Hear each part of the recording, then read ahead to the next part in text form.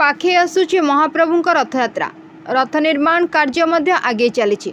गतकाली 3 रथ 4 नाहकार प्रथम भूई चौता बा 6 काठ बुली कंटा पड़ा।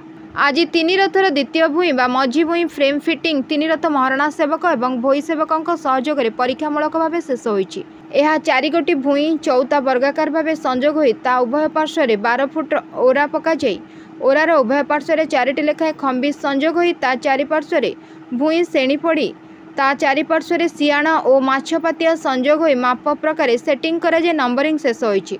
भोई सेवक माने 3 रथ को नड़िया गर बा खदी ओरा जोगाइबा परे महारणा सेवक माने सेतिरे माप प्रकार कापस बिंध करा जाय सेटिंग करा जायछि।